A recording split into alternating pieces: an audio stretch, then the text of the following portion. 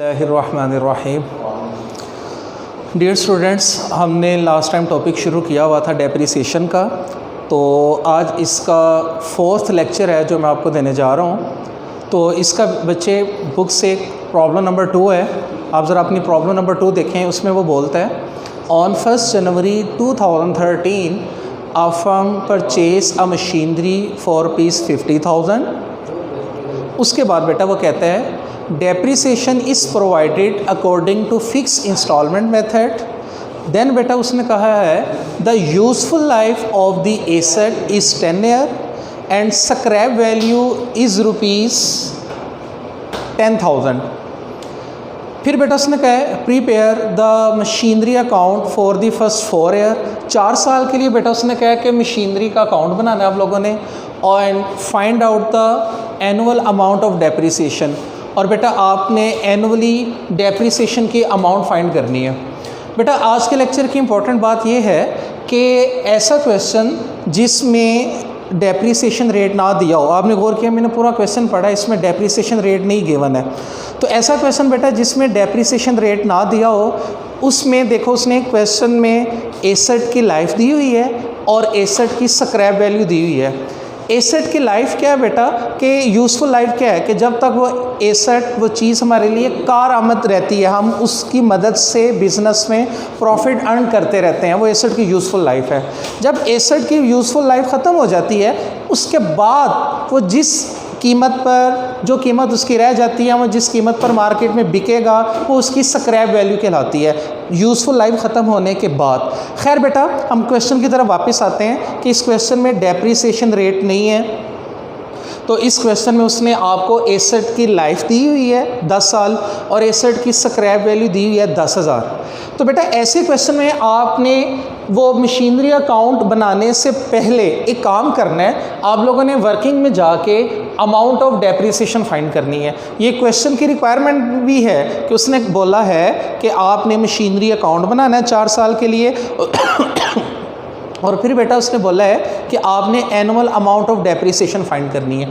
तो amount of depreciation कैसे निकलेगी इस क्वेश्चन में कि जिसमें स्क्रैप वैल्यू और एसेट की लाइफ दी हो। उसका फार्मूला है cost minus scrap value divided by estimated life. Asset की बेटा कॉस्ट है 50,000, scrap value 10,000 divided by estimated life 10 years.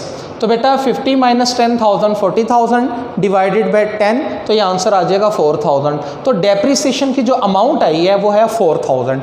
अब बेटा फिक्स इंस्टॉलमेंट मेथड है, तो आपको मेरा प्रीवियस लेक्चर में ये बात याद होगी कि अगर फिक्स इंस्टॉलमेंट मेथड हो तो उसमें डेप्रिसिएशन चेंज नहीं होती, कांस्टेंट रहती है।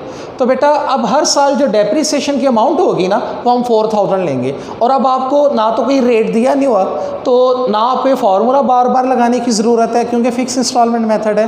तो इसमें डेप्रिसिएशन की अमाउंट अब हर साल 4,000 ही होगी, ये कांस्टेंट रहेगी, ये चेंज नहीं होगी। बेटा ये करने के बाद अब आपने मशीनरी का अकाउंट बनाना है। तो जब आप मशीनरी का अकाउंट बनाएंगे बेटा उसने बोला था 1 जनवरी 2013 को हमने एक मशीनरी ख़रीदी है 50,000 की। मैंने आपको बताया था जब हम एसेट परचेज़ करते हैं तो वो उसकी डेबिट साइड पे रिकॉर्ड होगा और जब हम एसेट की डेप्रिसिएशन लेते हैं तो वो उसकी क्रेडिट साइड पे रिकॉर्ड होगा।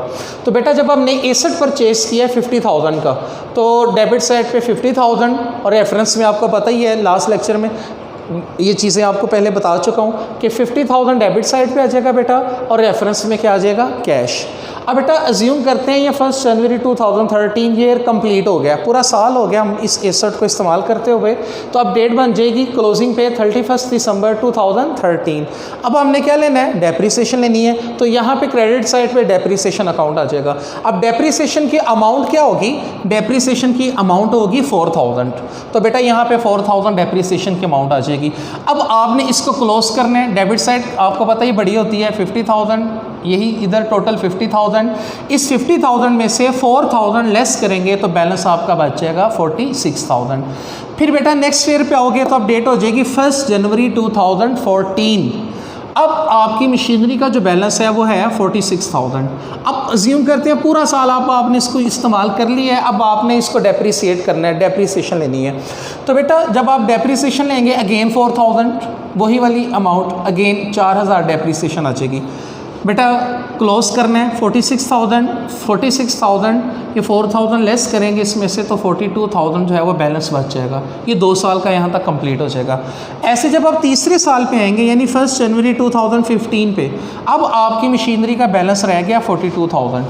बेटा पूरा साल आपने इसको यूज़ किया, साल एंड हो गया, 31 दिसंबर 2015 आ गया, तो अब आपने डेप्रिसिएशन लेनी है। डेप्रिसिएशन की अमाउंट क्या है अब 4,000, तो बेटा अगेन यहाँ पे डेप्रिसिएशन की अमाउंट 4,000 आ जाएगी। अब इस ईयर को भी क्लोज करें 42,000 4,000 बेटा डेप्रिसिएशन की अमाउंट लेस होके ये जो बैलेंस बच जाएगा मशीनरी का वो है 38,000 बच जाएगा। 3 इयर्स कंप्लीट हो गए बेटा, 4 साल के लिए कहा उसने, ये लास्ट ईयर है।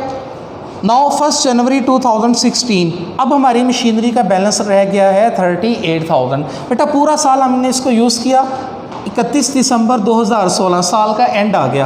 अब डेप्रिसिएशन की अमाउंट बेटा वही 4,000 लेनी है आप लोगों ने। अब इसको क्लोज करना है, ये साइड बड़ी है 38,000, यही टोटल 38,000 इधर लिखेंगे बेटा। इस 38,000 में से 4,000 डेप्रिसिएशन लेस करेंगे तो 4 साल बाद बेटा आपकी मशीनरी का जो बैलेंस बच जाएगा वो बच जाएगा 34,000।